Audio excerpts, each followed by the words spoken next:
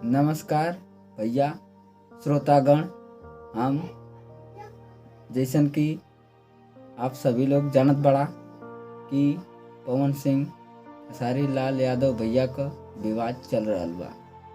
लेकिन भैया ये बिहार में ऐसन काहे होता जबकि दोनों लोग भाई बाड़ा। इन्हन पवन भैया के जौन घमंड भयल बा कि हम भोजपुरी को यहाँ लाए, भोजपुरी को वहाँ लाए। भैया बस एक के बात, हम यूपी से उत्तर प्रदेश से बोलत बाड़ी।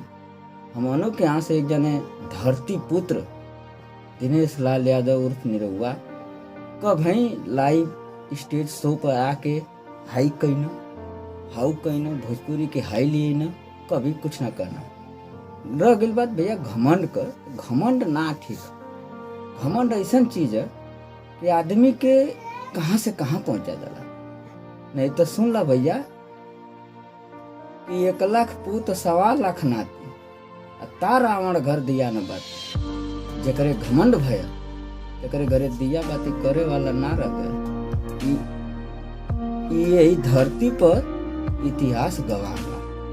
तो भैया पवन जी और खेसारी भैया हमन के अपने उत्तर प्रदेश पर गर्व है कि मनोज तिवारी, रवि किशन जी और दिनेश लाल यादव उर्फ निरहुआ भैया का वही अश्लीलता का फिल्म ना बनौना। भोजपुरी ऐसा चीज है कि परिवार जोड़े वाली होले, जो उनकी एक परिवार के साथ बैठ के देखेला।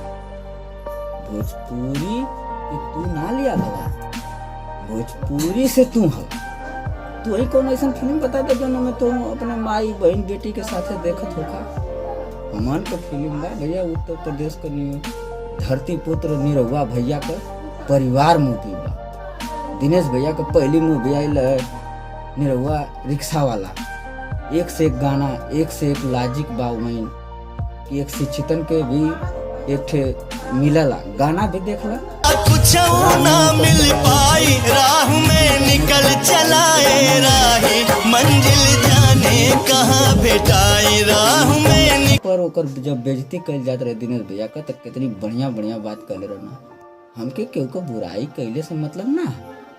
भोजपुरी एक ठे आसमां है। तो भैया हम केहू को विरोध ना करत हैं। यूपी और बिहार दोनों भैया एक मित्र की तरह हम 75 गो जिला हमारे उत्तर प्रदेश में भी बाणा।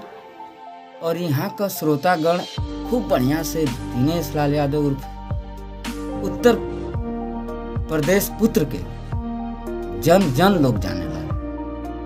उनकर खातिन के फक्र हमारे उत्तर प्रदेश के निवासिन के कि उनकर फिल्म हर परिवार का लोग एक साथ बैठ के लोग देखेला। और रह गई बात भोजपुरी को हमने लाया, हमने ये किया, हमने लकीर खींचा। ये सब अश्लीलता से ना कुछ होला भैया। अश्लीलता तो हम लोग को इतनी बा कि अगर माई बहन भाई बहन सब लोग एक साथ फिल्म देखत है तो कहे कि तनी भगाओ तेरे जल्दी कर, पापा चल जाइए कहीं बाहर, माई चल जाइए तो कहे कि अरे टीवी बंद कर। ऐसा ना अश्लीलता भैया भोजपुरी के खराब करे वाला दोनों लोग बड़ा। लेकिन अब हद हो गई है। आज जब वाला तब एगो श्रोतागण का नाम लेके एक ढाल की तरह इस्तेमाल करेला। खाली श्रोतागण इतनी पागल है।